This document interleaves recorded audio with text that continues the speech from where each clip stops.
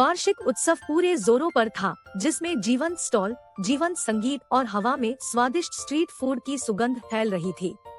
रवि एक साधारण कुर्ता पहने हुए स्टॉलों के माध्यम से घूम रहा था। उसकी आंखें कुछ ऐसी चीज की तलाश कर रही थी जिसे वह स्पष्ट रूप से समझा नहीं सका।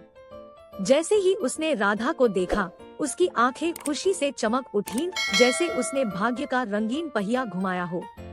अपना भाग्य मेरे साथ साझा करने की परवाह करो, राधा। केवल तभी जब तुम मुझसे अपनी बातें साझा करने का वादा करो, रवि। उनका मजाक जारी रहा क्योंकि वे एक साथ घूमते थे, हंसी मजाक करते थे और कहानियां साझा करते थे। एक ऐसा बंधन बनाते थे जिसे नकारा नहीं जा सकता था।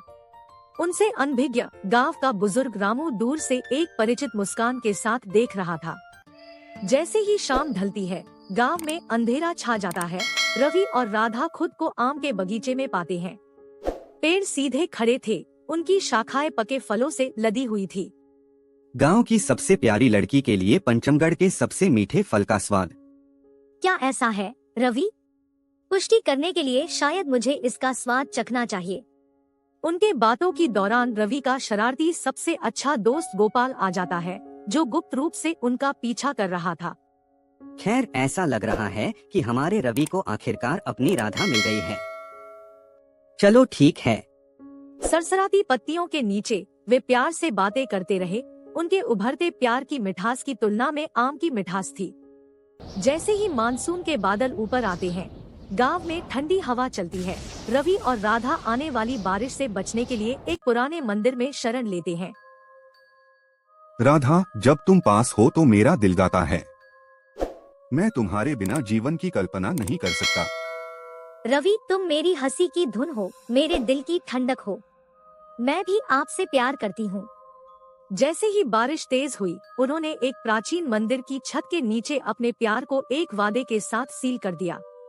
उनसे अनभिज्ञ श्याम, राधा का सुरक्षा करने वाला बड़ा भाई, दूर से देख रहा था। जैसे ही उसने उसकी आंखों में ईमानदारी देखी, उसका कठोर स्वर नरम हो गया। अगर रवि सच में मेरी बहन से प्यार करता है तो उसे पूरे गांव के सामने खुद को साबित करना होगा।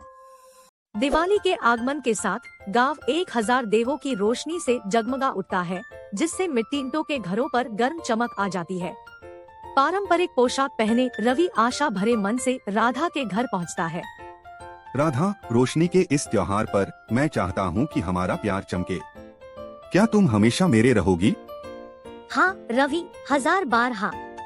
उनकी यह बातें लीला सुन लेती है और जंगल में लगी आग की तरह यह बात सारे गांव में फैला देती है। क्या आपने सुना है? रवि और राधा की शादी हो रही है। जैसे ही रवि और राधा की शादी का दिन आया, माहौल उत्साह से गूंजने लगा। पूरा गांव उनके मिलन का जश्न मनाने के लिए एक साथ आया और गांव का साधारण चौराहा गेंदे के फूलों से सजाए गए एक जादुई स्थान में बदल गया।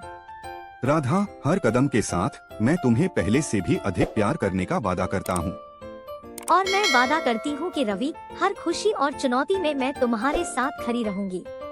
जैसे ही उन्होंने अनुष्ठान पूरा किया, गांव खुशी से झूम उठा, जिससे दो आत्माओं के लिए एक खूबसूरत यात्रा की शुरुआत हुई, जिन्हें पंचमगढ़ की सादगी में प्यार मिला।